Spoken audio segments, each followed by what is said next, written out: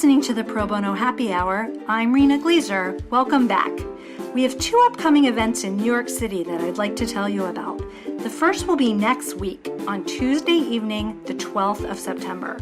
This program is the third event in the Esther Lardent Leadership in Pro Bono series.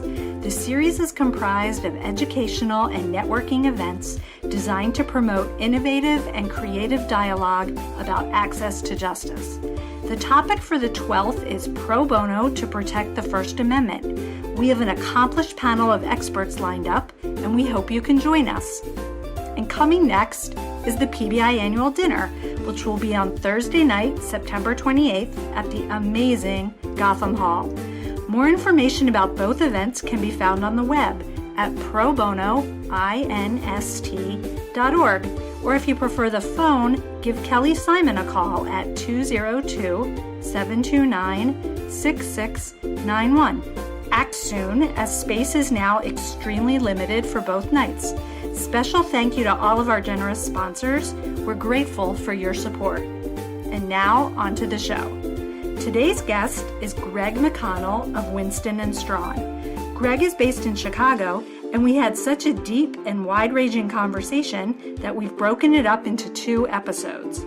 This week, in part 1, we discuss his career, the firm's pro bono program, the evolution of law firm pro bono leadership, and more. We hope you enjoy the conversation.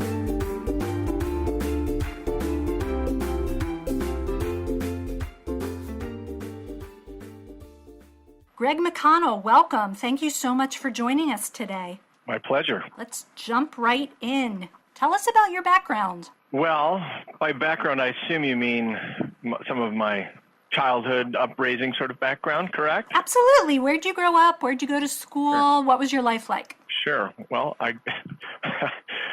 I'm trying to think what the Saturday Night Live skit was. It keeps coming back into my head. I think it was somebody portraying Richard Nixon. So maybe that's not the best starting point for this discussion. But I grew up not in a humble log cabin, but in a small town in Illinois. At the time I lived there, about 8,000 residents, outside of Chicago, about an hour, which is important only for 2 things. One is that it was still within the media orbit of Chicago, particularly through the Chicago Tribune and WGN, and so there's very much a Chicago-infused feel, and everybody feels a part of the orbit of the city. And it's also, sort of between Chicago and Iowa, so it is in the middle of the heartland prairie, cornfields, soybean fields all around. I worked in the summers. I worked out in the cornfields as for a local seed company called DeKalb Ag Research, as did all the kids my age at that time, including, here's my first name drop in this interview, Rena, including Cindy Crawford, used to work out in those very same cornfields. So I grew up, in a very sort of mom and pop apple pie kind of all-American background. Wow. Well, no doubt we will be using Cindy to promote this episode. So thank you Cindy, for that. Yeah. I don't. Let's not impose on Cindy and ask if she remembers me. Okay? Oh no. You have to spare me that embarrassment. A very, very light touch, but I am completely confident that she does. So at some point you graduate high school and you go off to school. Where do you go? I went to the University of Illinois, which seems one of those sort of obvious things for a kid from a small town, but I was the only kid from my graduating class that went there, and I was the first one to go there in 5 years. So for me, going from a school with a graduating class of 160 kids to a Big Ten university with 50,000 students was a pretty big deal. Yeah, that's a lot of culture shock, I would imagine. And at some point, you decided to become a lawyer. How did that happen? It's one of those things that everybody, I think many people that are lawyers feel like they kind of knew early on that they wanted to be a lawyer in the sense of they wanted to be proffering arguments on behalf of an individual, that they wanted to be maybe somebody in a courtroom who was helping advance the cause of clients in whatever sense. It doesn't necessarily mean that you're, you know, in a access to justice kind of a position, but that you're sort of a, you know, a courtroom lawyer and all the things that go with it. In my family, I have a cousin who was a partner at Hogan and Hartson, obviously then Hogan Lovells, who was significantly older than I was, but he was always sort of this icon in the family. He went to Stanford and got his law degree, business degree, and went to Hogan and Hartson. And, you know, in the back of your mind, everybody talks about how terrific he was, and I guess blazed a trail in my head about, you know, something that was an admirable course for one to follow. Well, it's good to have role models, so that's yeah, absolutely. That's fantastic. So tell me about your law school experience. You were here in D.C., not far from where I'm sitting, a couple blocks away, just down the street. I was. How did you get here, and what was that like? Well, I guess I sort of had from the University of Illinois, I had a couple interesting paths along my career. You know, I came to the realization that after growing up in the cornfields of Illinois and then going to undergraduate, even at a larger institution, but still out in the middle of the cornfields, if you've ever had the pleasure of being in Champaign-Urbana, that I probably needed for my own benefit to have a different life experience. So I targeted urban environments, urban campuses, and particularly in different regions, the East Coast sort of being most prominent. And DC seemed like a terrific place to go, just because I've always been sort of interested in history and politics and all those sorts of things. And so obviously that lends itself to DC. And when I got there, in fact, it was hammered home to me before I even started school. Judge Bork was going through his confirmation hearings during the first weeks of our law school career there, and it was grand theater, you know, really the first sort of contested, highly contested nomination in the more modern era. And it was fascinating, really an introduction to the district and to life in D.C. And Judge Bork was, I can't say that I aligned closely with his philosophies or some instances in his career, but he was a mental giant and just so impressive during the questioning by the Senate Judiciary Committee. It was really quite an introduction. It's funny, you're bringing back memories for me. Now, I will date myself, but my first semester of law school were the Clarence Thomas hearings. So I think, right, for people in that environment. Those might have even been more toxic. They're just sucked you in, you know. You thought you should be studying, but maybe you were studying by watching TV. Sort of around the clock. Well, I distinctly remember Judge Bork sitting alone at a table. The Senate Judiciary Committee, which always has all of the very prominent members of the Senate, are part of the Judiciary Committee. 9 of them, I believe it was, all lined up and had clerks running back and forth with law books and pointing to different things and forming their questions.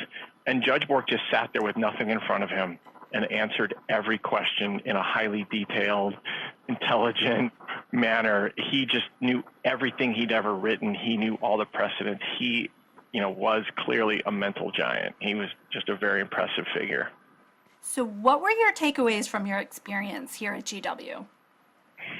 You know, I think at that time it was still, for me, I think some people go to law school and are really ready to embark on that career, trying to position themselves for their legal profession, particularly students that go to law school and are older. They really have more of a career angle.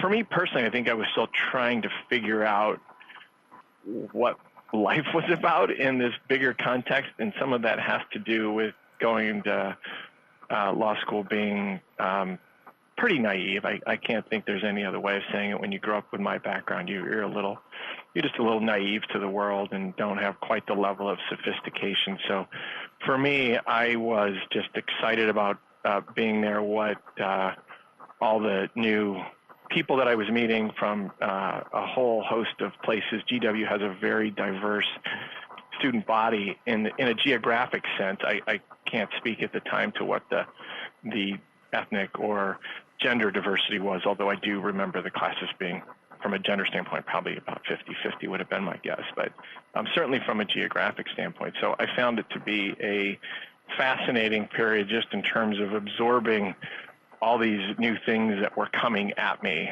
and just opening my eyes to a world that I just had no idea even existed, and feeling in many ways struggling to sort of get a grip on it and what it all meant.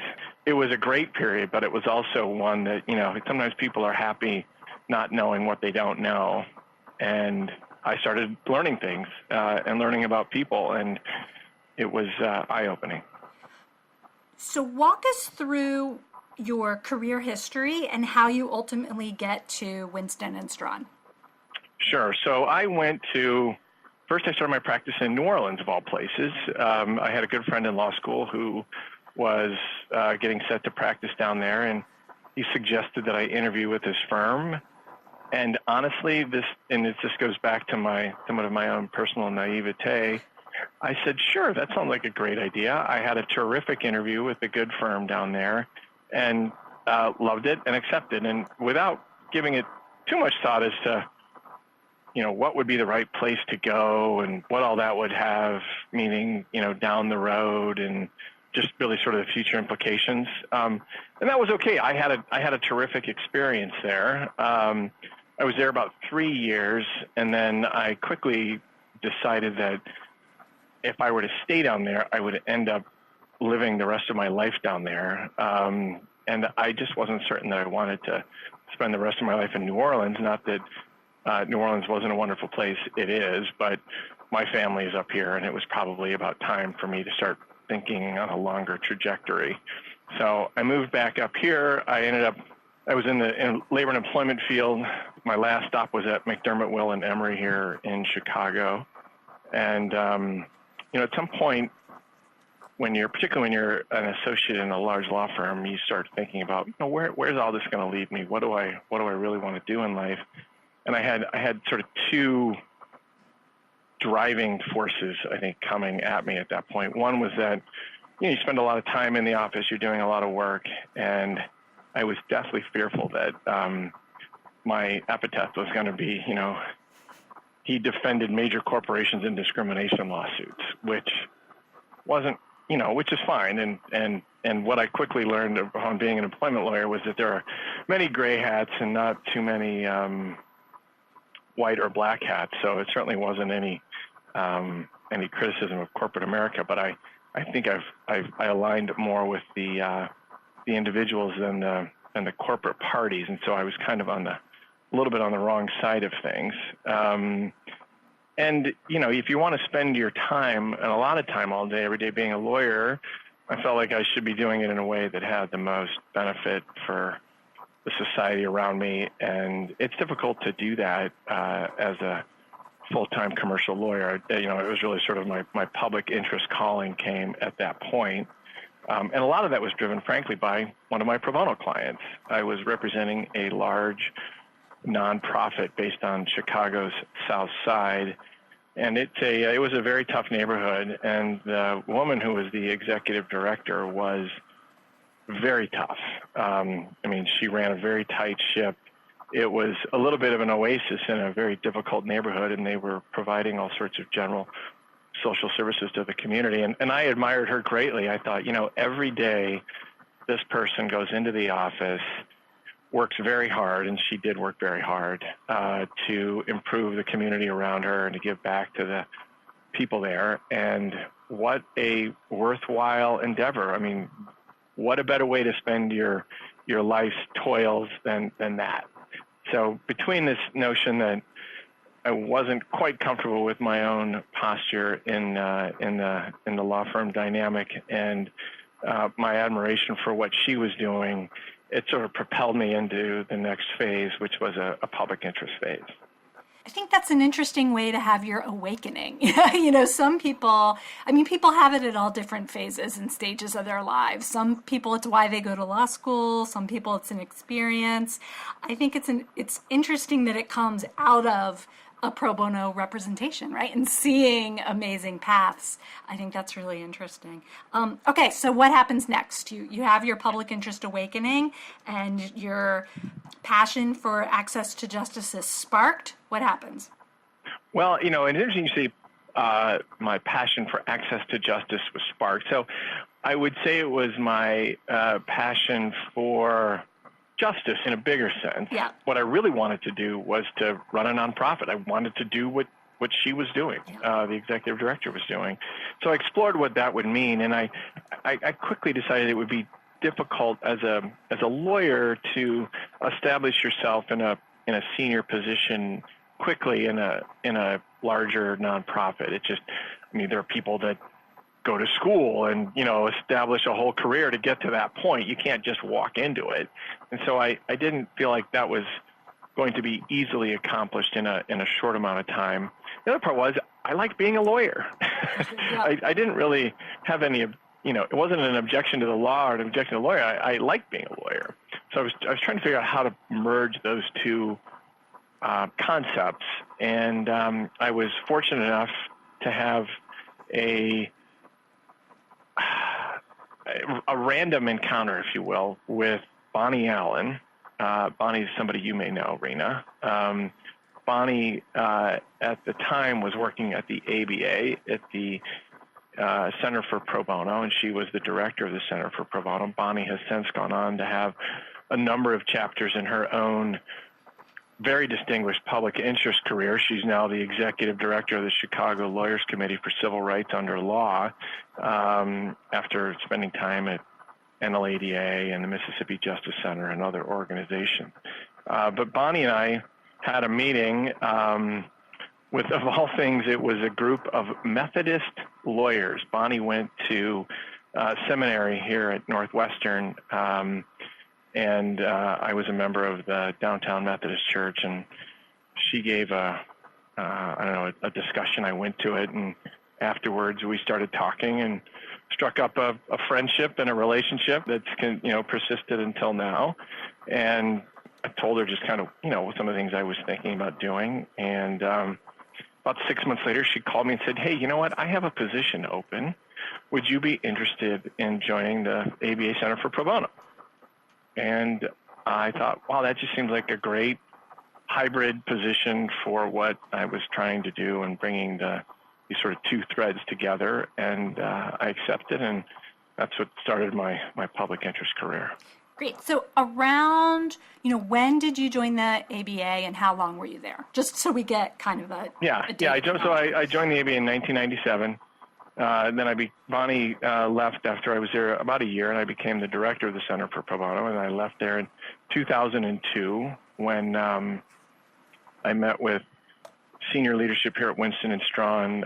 They had a position open here. A young woman who was sort of the first pro bono person here was leaving to go to Denver. The position was opening up. They wanted to do something a little bit different with it. They wanted to sort of establish a more of a firm-wide position. I met with an individual named Kimball Anderson, who was then the chair of the Pro Bono Committee. Kimball's a superstar pro bono person, somebody who's in the pantheon. There are few and far between that can match Kimball's commitment to pro bono. But he and I met along with the managing partner, Winston, and they hired me for the job. And you've been there since 2002. 15 years. Happy anniversary. Yeah. Thank you. That's a nice ride. I will say, one of the takeaways from this story, because this is something we get asked a lot, and I'm sure you do too, how do you get jobs? How do you get positions? How do you make what you want happen? And there's a certain element of serendipity. And so you go, you talk to people, you meet with people, they know you, you're on their radar, and X months later, something happens. So be open to that. It's a nice takeaway. Well, I would think the meeting with Bonnie and the jump to the ABA, certainly there's some serendipity there, but that's, kids today would call that networking. Yep. And that's, it's what it was. Yep. And even with I was introduced to Kimball through Bob Glaves here at the Chicago Bar Foundation. So, also a little bit of networking, but a lot of serendipity. And quite frankly, at that time, Rena, back in 2002, and even in 1997 when I joined the ABA, the professionalism of the pro bono community in large law firms was just starting to grow, and it was a much, I don't know, people didn't even know what it was. It was a relatively unknown piece of large law firm output. So it was much simpler then. If I were to resign tomorrow and Winston Strawn were to post my positions, I would expect they'd probably get 500 applications. Yeah, easy. And with many hundreds of those people being insanely qualified. So, yeah, Exactly. To the point of embarrassment that sometimes I question why the firm doesn't just pitch me overboard and hire one of those people. Okay. Well, let's put a pin in this idea of the professionalization of Law Firm Pro Bono. I want to come back to that because that's a big topic that I know you want to talk about. So let's talk about your role at the firm. How do you spend your time? Well, increasingly, it's more management related than it was at first. So when I first was hired, it was just me. And for the next 10 years, it was just me. The pro bono department was Greg.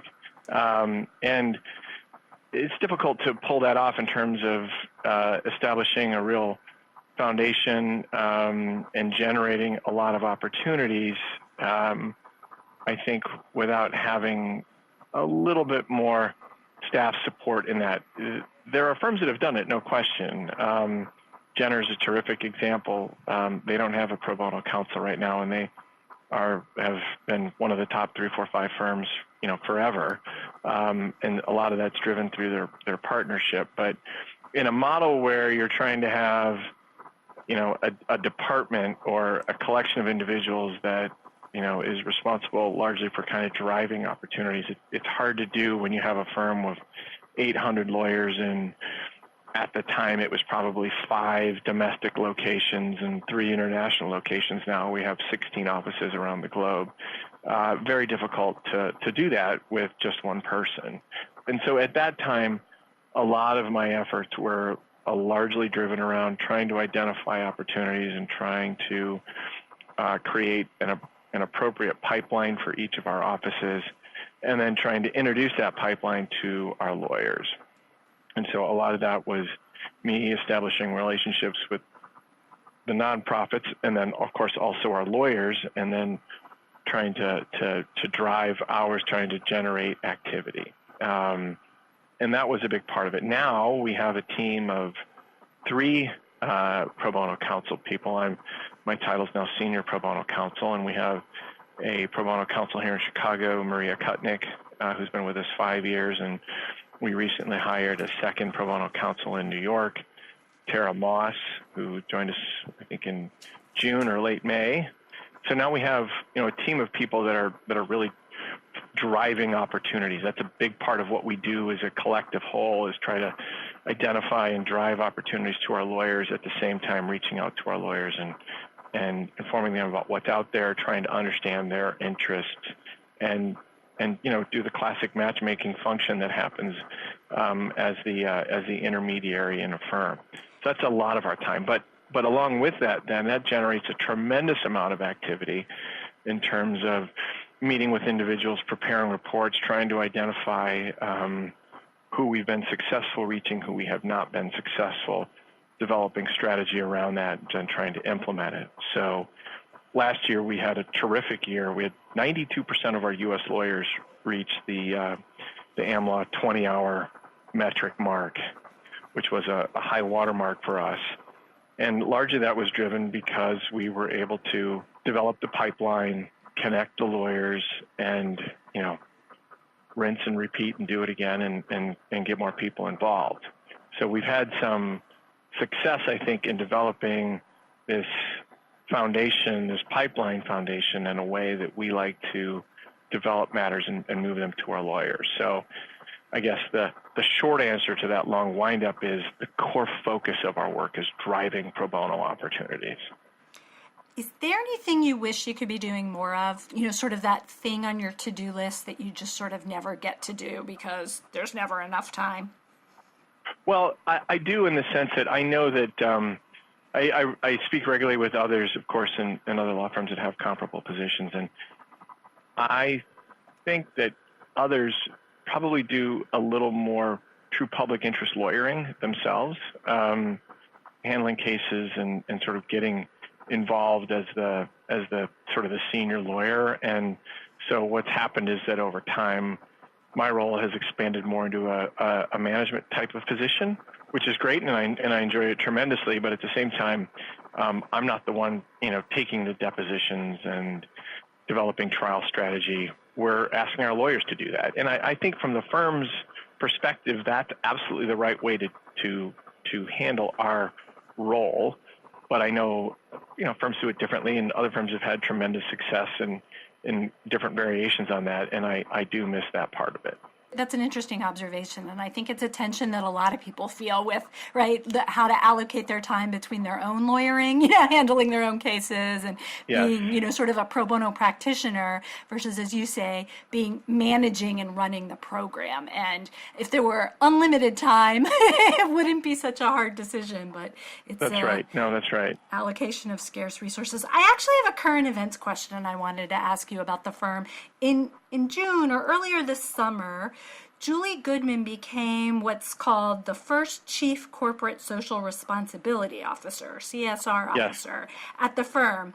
And it's on my mind because I got a call from a reporter about it last week who did an article about it. And we can put out links to the article in our social and on our show page. So if people aren't familiar with it or want to see it, we'll make it easy for you to find. But I'm curious what your take on this development is and, what, if any, impact on pro bono you think it will have. Well, Julie has been with the firm for many, many years. Even she predates me, by I don't know, a number of years. And she's terrific. She was our Chief Human Relations Officer. So Julie has had a number of different roles in the HR sphere and has the full confidence of management and has a tremendous skill set. So Julie's one of those people that could do a lot of different things. And this one was one that sort of came along as we hired a new chief talent officer in our DC office, a terrific person also by the name of Sue Monch. And Sue has this bigger worldview about what firms should be doing than maybe we were doing before as a firm. That's her objective, and that's why we hired Sue. And so she and Julie came to this idea of creating this CSR position, and a lot of it, frankly, is going the next step in terms of what we were doing as a firm already, but taking it, understanding what we were doing with respect to our charitable giving, understanding what we were doing with our overall firm volunteerism, and that means not just lawyers doing pro bono, but our staff people and their various community activities, and then pro bono as well, and what we were doing on the pro bono side. So Julie does not report to me, and I don't report to Julie in a hierarchical sense, but we are sort of standing side by side and collaborating in terms of activities. So, for example, there's I won't name a name, but there's a terrific nonprofit here in Chicago that we have somebody on the board of directors. The firm gives them a good amount of money in terms of supporting their mission. And we've hosted events here at the firm. They are also a pro bono client of the firm, which came about through the leadership of this person on the board, but also through a couple of other attorneys who have lateraled here that had their own independent relationship. And we recently then started identifying some other opportunities for staff to work with them, and they've become sort of this higher elevated client, if you will, much like one of our commercial clients who we're trying to not just do one set of legal matters for, say only litigation, but we'd also like to do their corporate work and their employee benefits work and their tax work. So now we have these bigger nonprofits that we're developing a much richer relationship to and are trying to help them improve their mission, but also to help the people at the firm sort of, give back to the community, gain all that there is to be gained from community giving and community work, which is, as we all know, a significant benefit to the giver. So that's sort of the, a bigger picture piece. I'm sure Julie has some other thoughts about how that all plays out, but that's certainly how I see it in an overlap with Pro Bono. Yeah, that's a great hot take for something in the news. And I think it segues sort of back to something that we were talking about earlier, which is the increased professionalization of pro bono sort of writ large. So could you reflect on some of the changes that you've seen, over the past 15 years in the sort of law firm pro bono leadership sphere? Certainly. It's remarkable, actually, and you all may have done this at PBI, and I just can't quite digest all that's out there, but the number of firms that have a person who's sort of the designated lead has increased tremendously in my time. I mean, there's just, every time I turn around, some firm is hiring a lead person, but maybe more importantly, you're seeing firms hire on sort of a full complement of people. So, and we're certainly a good example of that. We now have the two other individuals I mentioned that are attorneys, full-time attorneys, working with me to manage the program, Pro Bono Counsel here at Winston. And we have an admin who's helping support that. So our capabilities in terms of what we can do are,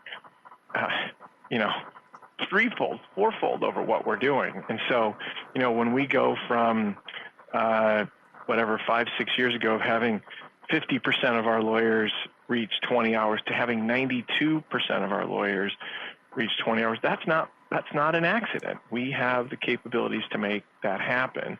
And so I think firms what you're seeing then is greater participation in terms of the volume of lawyers getting involved, but you're also seeing firms become more sophisticated in how they're handling matters, which frankly don't always get reflected in numbers, and in some ways may actually have a downward effect on some of the productivity numbers, because one of the things that we are all trying to do are find quality opportunities that we think are well managed, and then getting involved in the oversight of those so that we're making sure that our lawyers are well trained, that they are doing what they need to do in terms of moving their cases forward, checking in on them.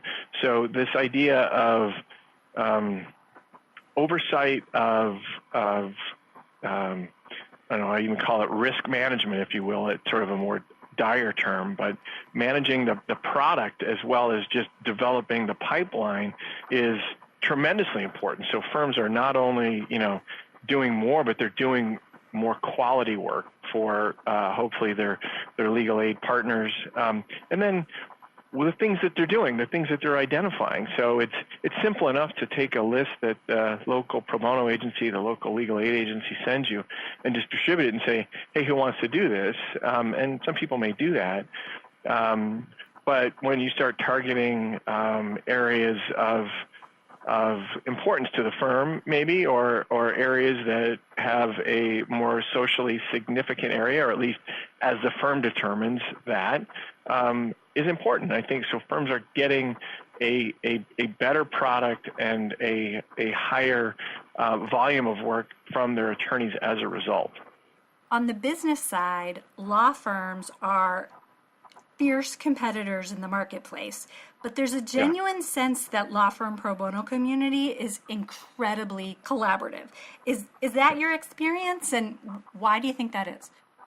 It is absolutely my experience, and it is remarkable, truly remarkable. There has not been a time when I have been stuck with a question or something, an issue, a problem, and I have called on any number of my colleagues or just sent an email out, said, hey, has anybody done this? And received, without exception, a response, but usually multiple responses. And some of it goes down to the things that my firm competes with their firms in terms of, hey, I'm working with this program. Have you had some level of success what programs did you like? And I get back answers from them, which are things that at some level could be viewed as competitive of information. But when the product that we're competing over is who gets to serve more people that can't afford counsel, I think we all understand that we're in this for the greater good and not just for the law firm's good. So that's what really underlies the collaborative nature, is that we all understand that the mission here is not just where Winston and Strawn falls at in national rankings or how many hours we generate. It's what kind of an impact we have on our community and how we can help others expand their impact on the same community or on different communities. So underlying it all is this very strong sense of a mission-driven job, of a mission-driven charge. And I can certainly speak for our firm and many others, but that's the way my firm wants it. They understand that we're trying to give back to our communities. That's part of my charge. And so within that is a sort of a collaborative, and understanding that there's going to be a collaborative relationship with other firms. What motivates and inspires you? Well, one of the things that I find tremendously satisfying about the role that I have and the role that others in this position have, and that doesn't necessarily mean somebody who's in a leadership position, but in a sort of a pro bono department role, is we really have two clients. We have the clients that are the ultimate recipient of legal services, and the stories that we see each and every day, the communications that our clients send us. You have to be completely void of any feelings whatsoever to not be moved by some of the incredible stories that our clients have, that we're helping them through, and the terrific need that they have.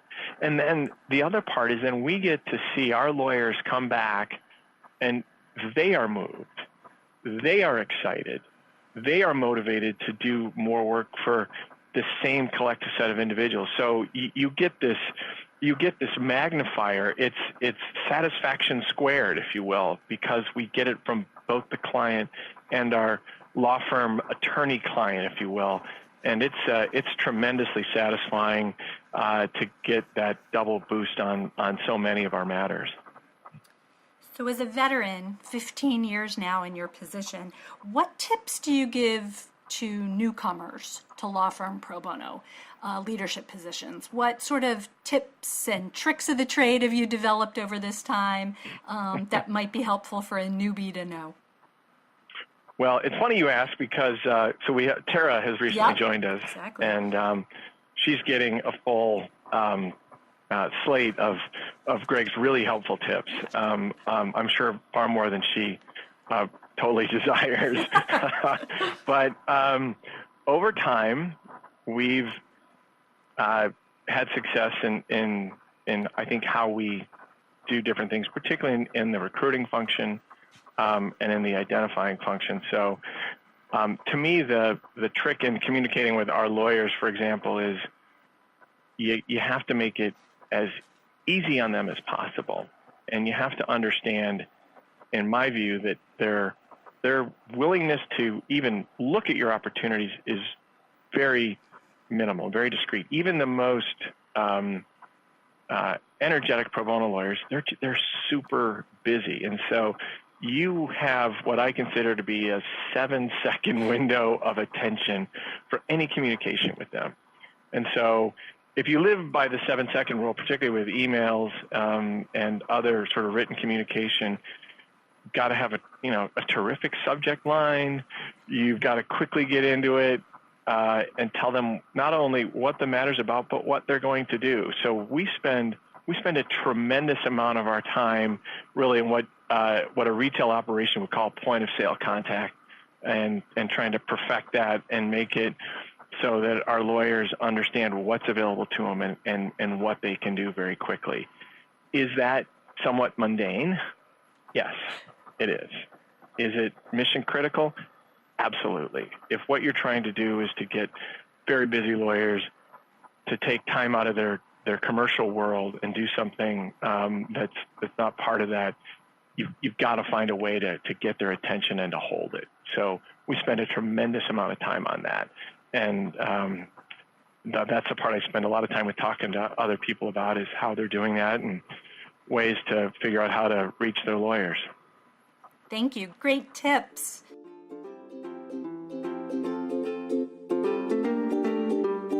Thank you so much to Greg for making the time to be with us. And be sure to tune in next week for part 2 of our conversation.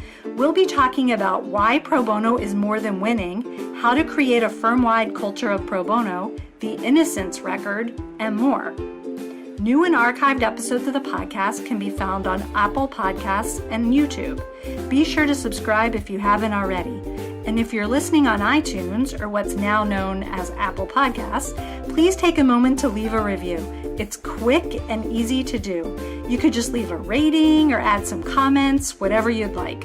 We'd appreciate the feedback, and it would help make it easier for other listeners to find the show and expand the conversation about pro bono and access to justice.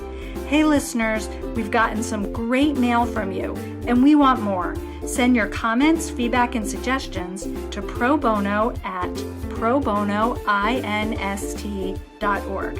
For all of us here at PBI, thanks for listening, and we'll see you next time on the Pro Bono Happy Hour.